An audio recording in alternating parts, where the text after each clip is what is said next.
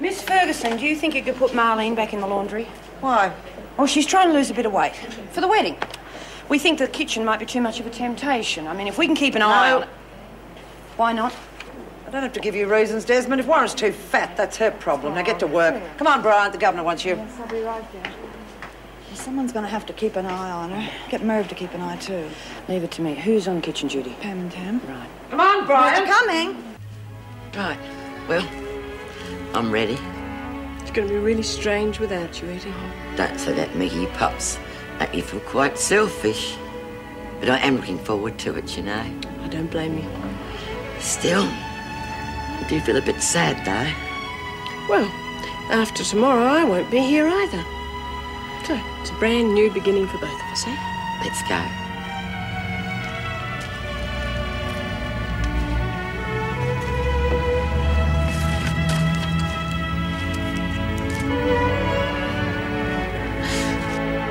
Well, I'm not giving up. I can't. Oh, I could try a bluff on the grounds that you have witnesses. Good, then you do that. Judy, if we are forced to go into court and we lose, it could cost you up to $50,000. You're joking. I'm afraid not. And depending on how much they might want to push it, the cost could be even higher. Well, that's some sort of system, isn't it? There's nothing we can do about that. Do it. You do whatever you have to do. And I don't care what it costs. I'll find that money somehow. I'll do my best, I promise you.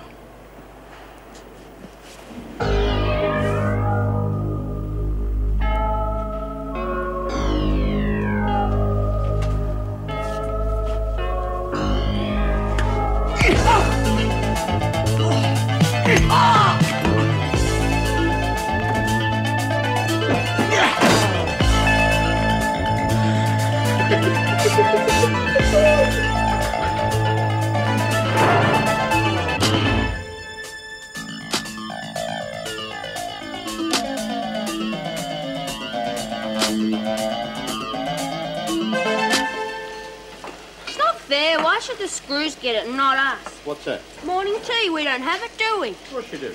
What are you doing here anyway? Yeah, but what about the other poor buggers?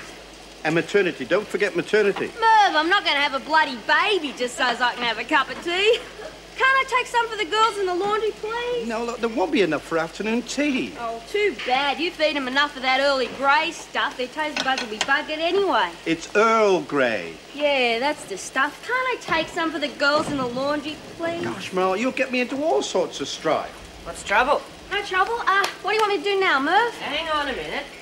I want to tell Merv about a certain sneaky person who is supposed to be on a diet. You already knows, don't you, Merv? Yeah, yes, the girls told me. Sticking to it? Yes, she is. Hasn't been easy, has it, Merle? Nope. Wouldn't even let me have sugar in me tea. Well, you can't blame him, can you? I mean, fella doesn't like lumpy Sheilas hanging around him. Oh, I'm not lumpy. Oh, what about that hip and that hip? Don't. If I didn't know better, I'd say you'd been stuffing your pockets with fruitcake. Marlene. I think Mr. Askin is right. I really don't see how you can prove that song's yours. Oh, I got a prison full of women who heard me write that piece of music, Mrs. Reynolds. They heard me play the first note. Yes, I know. But this isn't a criminal case. I mean, I'm no expert, but I really think unless you've got something in writing... There is no way that Sheila could have written that piece of music. Now, it is true she did write some music, but it was awful. I'm surprised the neighbors didn't complain. I mean, you heard some of it, didn't you, Mrs. Barry? Yes, I did. I'm trying to forget it. I'm not saying you didn't write that song. A recording company is a recording company with a lot of money who are prepared to take you to court. Now, how can you afford that? I want you to do me a favor, if you would, please. I'd like you to ring the department and ask them if they're still interested in buying Driscoll House. Judy, no.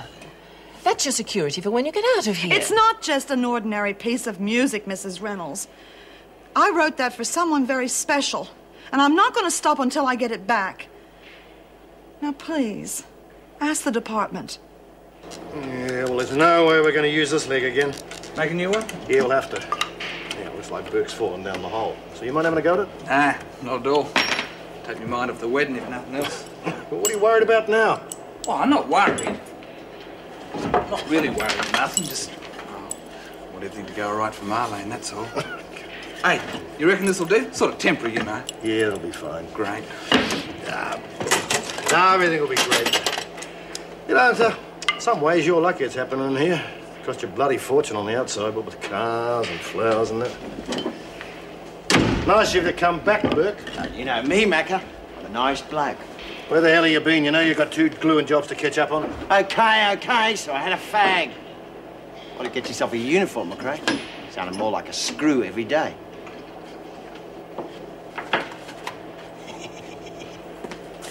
I'm sorry, Mr. Fry, I'm not rushing you, am I? No, not at all, Meg. Just rearranging my thoughts for today. You know, leave Wentworth at 10:30, arrive Woodridge 11:50, have lunch, and on it goes. Oh, I would have thought your secretary would have done all that for you. Oh, that old dragon doesn't give me a minute to myself. Got to have some enjoyment, wouldn't you agree? Definitely. Oh, good. Then perhaps we can have dinner Tuesday. Tuesday? A lovely little bistro. Oh, what a shame.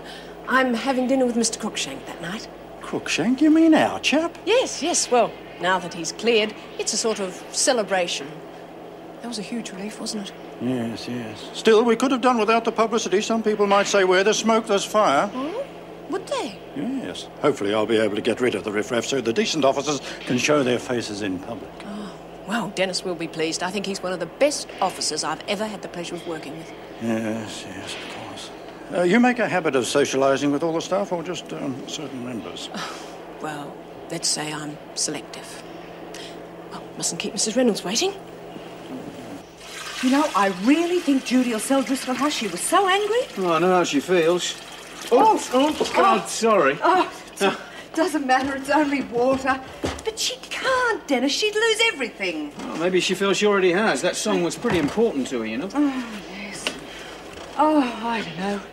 You think you understand the women in this place, and then all of a sudden something like this happens. Oh, it's called survival, Joyce. It's Has surprising. anyone seen Joan? She was supposed to take over in reception 10 minutes ago. Hasn't been here. Oh, she's probably in the kitchen or somewhere. I'll go and see. Well, look, hang on. I've got to see Mervyn about lunch. I'll come with you. Oh, this place is like a breath of fresh air, Anne. It's always a pleasure to visit. Well, I haven't heard it described that way before. Oh, I mean it. Bright, cheery atmosphere, good positive attitude from the staff, and it all reflects on you, you know. But I've said this before, haven't I? It's always pleasant to hear something like that. Thank you. Oh, by the way, has Mrs. Morris told you about Eddie Parslow? There's more. I thought we'd got rid of that woman. It cost us enough. I thought you'd like to hear how she's been spending the money.